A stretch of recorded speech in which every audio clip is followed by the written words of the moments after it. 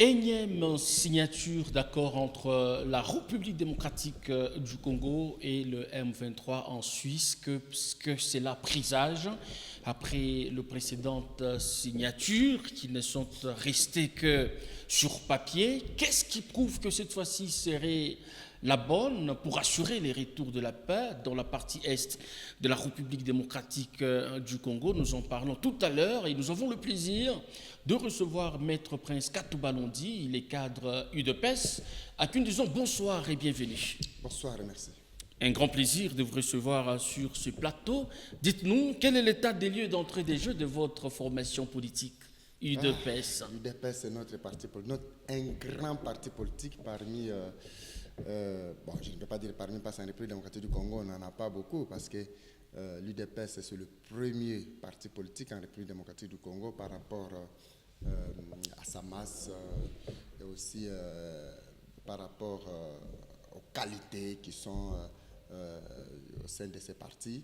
Donc c'est une formation politique qui forme des grands politiciens. Aujourd'hui, les uns sont responsables des partis politiques, ils viennent de l'UDPS, ce qui veut dire qu'en République démocratique du Congo, il n'y a pas un autre parti politique qui a formé des cadres qui travaillent aujourd'hui. Mais comment expliquez-vous, c'est vous qui êtes au pouvoir, mais il y a des membres de votre formation politique qui réclament leur engagement, embauche, on dirait, vous êtes au pouvoir, mais il y en a d'autres qui se plaignent toujours. Mais qui vous dit que ceux qui se plaignent là sont membres de l'UDPS? Non, mais ils ont organisé il y a peu une marche. Non, mais ils ont déclaré tout haut, appartenant à l'UDPS. Ils vous ont présenté des cartes. Parce que être membre de l'UDPS, c'est celui qui a fait son adhésion et qui a eu sa carte. Et qui sont ceux-là que vous avez vus il y a peu dans la rue? Sont des Congolais manipulés par les ennemis de la République, les ennemis de l'UDPS. Ceux qui combattent le chef de l'État, ce sont eux. On les retrouve aussi au sein de l'UDPS? Non, mais il y a certains qui sont manipulés. Donc, la marche que vous voyez là, prendre un drapeau de l'UDPS n'est pas synonyme d'être membre de l'UDPS. Mais pourquoi il y a des frustrés? Non, mais qui vous a dit qu'il y a des frustrés? Il y en a ceux qui disent qu'ils ont lutté pendant une trentaine d'années. Ce sont les autres qui seraient en train de se retrouver. C'est lui qui dit ça. Est-ce qu'il vous a déjà présenté sa lutte? Donc, il s'agit d'une lutte collective. Nous, quand nous combattons en tant que l'UDPS, on ne combattait pas seulement pour un membre de l'UDPS. La lutte de l'UDPS était une lutte pour le bien-être de la population congolaise et non pour le bien-être des combattants de l'UDPS. Donc, quand l'UDPS dirige, nous avons un slogan, le peuple d'abord. Le peuple constitué de membres de l'UDPS? Non. Le peuple d'abord, c'est le peuple congolais.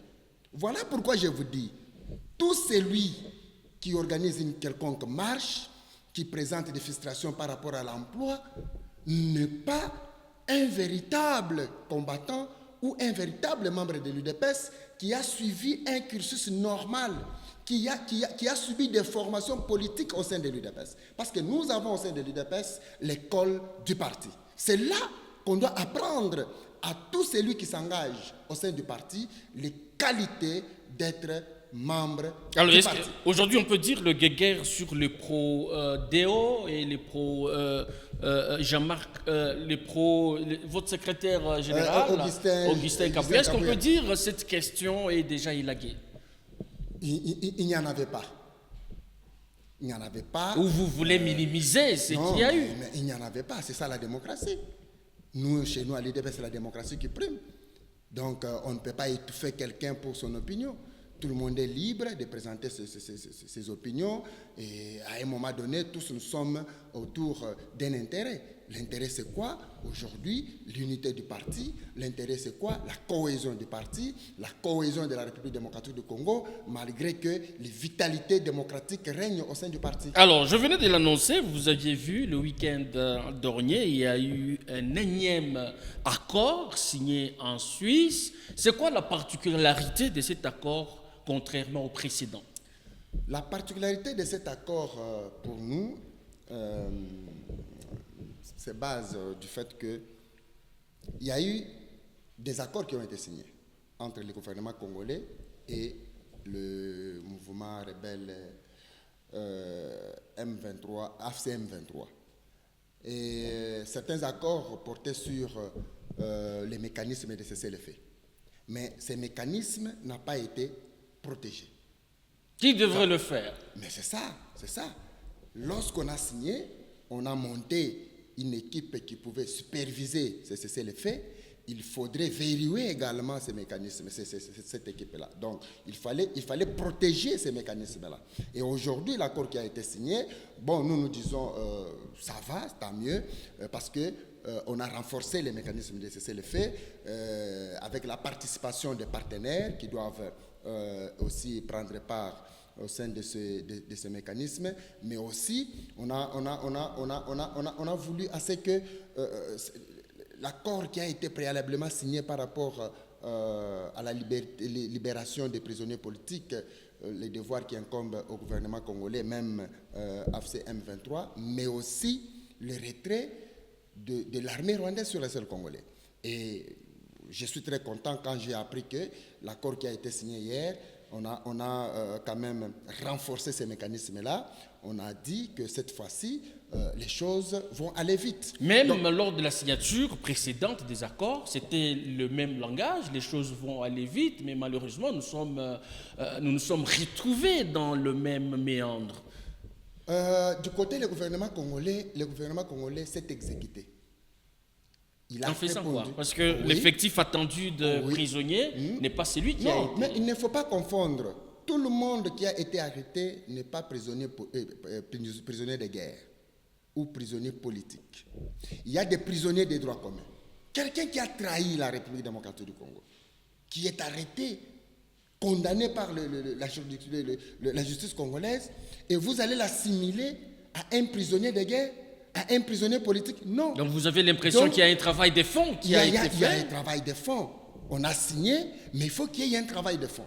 Et lorsque le gouvernement a travaillé, et le gouvernement congolais a déjà libéré, vous avez suivi, il y a un groupe de membres de l'AFC M23 qui a été libéré, qui a rejoint même les autres. Est-ce par pression ou par respect des accords signés? Non, il n'y a pas la pression parce que lorsque le gouvernement congolais signe, le gouvernement signe avec toute liberté, avec toute volonté, tout engagement pour obtenir la paix. Parce qu'aujourd'hui, le président de la République et son gouvernement ne veulent qu'une chose, le retour de la paix dans l'espace est du pays. Donc, lorsqu'on signe, on ne signe pas parce qu'on est sous pression, on ne signe pas parce qu'il y a une arme qui a été pointée sur la tête, non, mais on a signé parce que nous voulons la paix.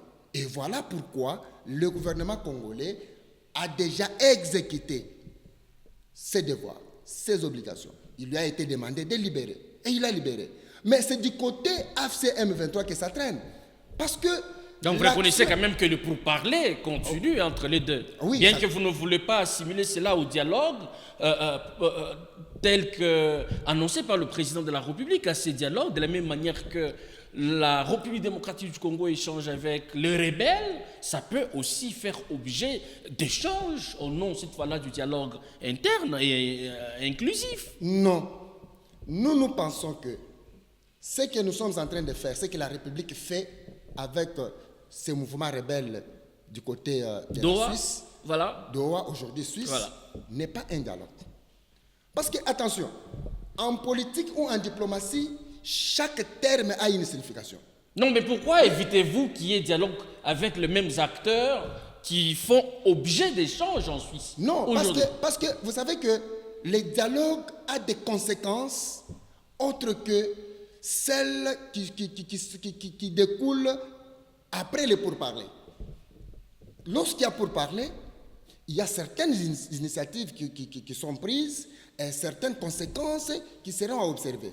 Lorsqu'il y a dialogue également, dialogue c'est autre chose. Aujourd'hui, nous, Congo, nous voulons dialoguer avec les Congolais dignes, les véritables Congolais qui veulent à ce que le Congo soit uni et le Congo soit prospère.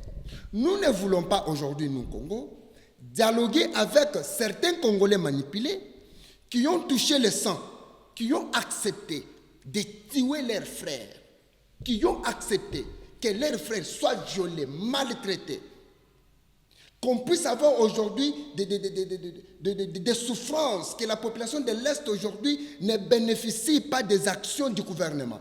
Et ces Congolais-là ne sont pas dignes. Et selon vous ou selon les concepts généralisés? Non, parce que nous sommes population. Mais nous suivons ce que le gouvernement nous dit.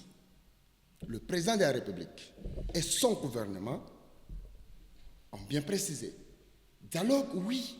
Mais nous n'allons pas dialoguer avec ceux qui ont le sang. Mais comment la Il y a même solution une pourrait... partie de l'opposition qui soutient cette démarche. Le docteur Mukwege le dit tous les jours. Et il condamne même la position de Martin Maître Fayulu. Prince, dites-nous, pourquoi éviter de dialoguer avec ceux qui prennent les armes alors qu'ils doivent vous dire pourquoi ils les font et qu'est-ce qui serait la motivation? Non, mais ils ont déjà l'opportunité de nous dire pourquoi ils ont pris les armes.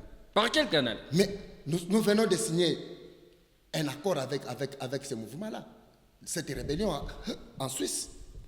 Mais là-bas, c'est une opportunité. On parle de pourparler. C'est entre le gouvernement et l'AFC et M23.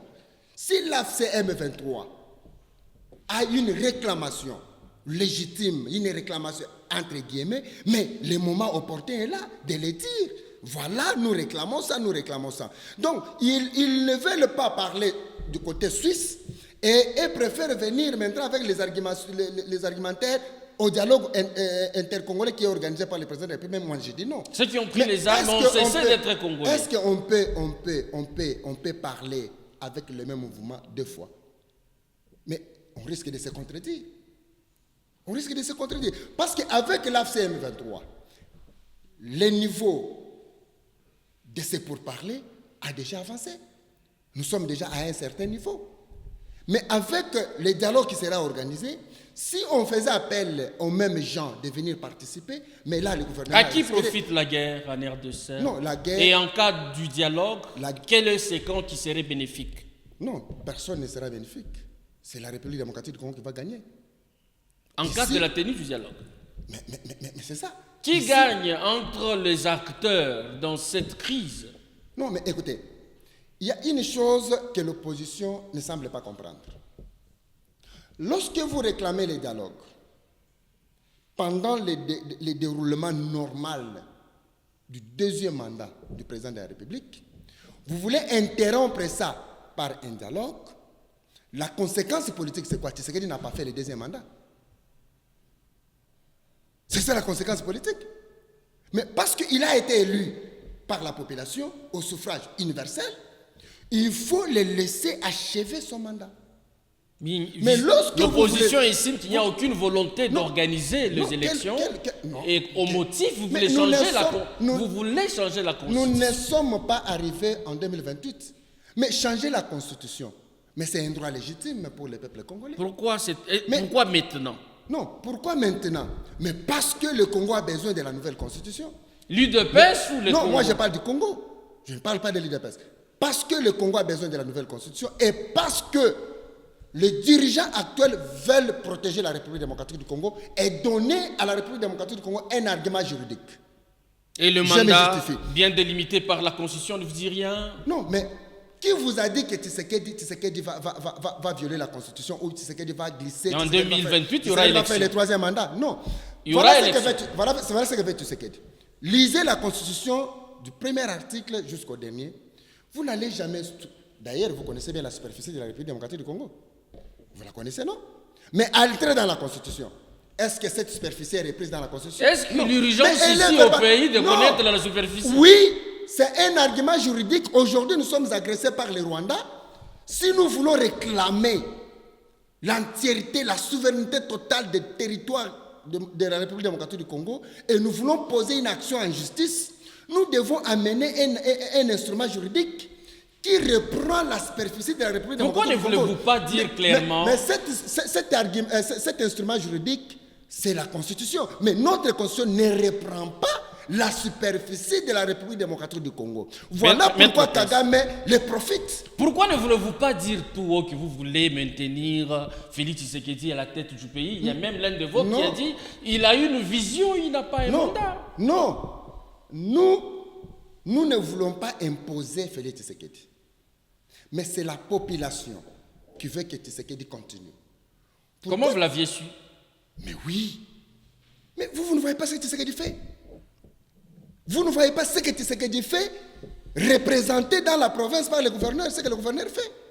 Mais ce sont des actions du gouvernement. Alors nous allons chuter. Donc, Tshisekedi ne glissera pas. Tshisekedi ne fera pas le 3e mandat.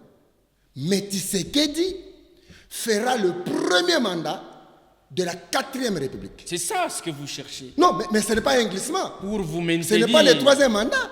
Ce sera le premier mandat de la 4e. Vous venez de dire tout ce que vous voulez, politiquement. Alors, premier mandat de la 4e République. C'est ce qu'on verra, l'avenir nous en dira plus. Vous avez vu les retours fracassants de Martin Fayoulou après la ronde effectuée en Europe. Ça vous fait quoi quand vous le voyez rentrer et accueilli en triomphe? C'est comme un jet des enfants qui jouent au bord de la route. Moi, je croyais que des bruits que Fayoulou a fait, il pouvait peut-être paralyser les activités dans la capitale. Mais je me suis rendu compte que c'est une ligne droite qu'on nous a appris à l'école. Fayoulou avec quelques 100 personnes. Et d'ailleurs, il marchait à côté. Hein. La route était totalement ouverte et les véhicules circulaient, les gens s'occupaient de leurs occupations. Vous minimisez sa capacité de mobilisation. Je ne minimise pas, vous avez vu les images. Les images en parlent.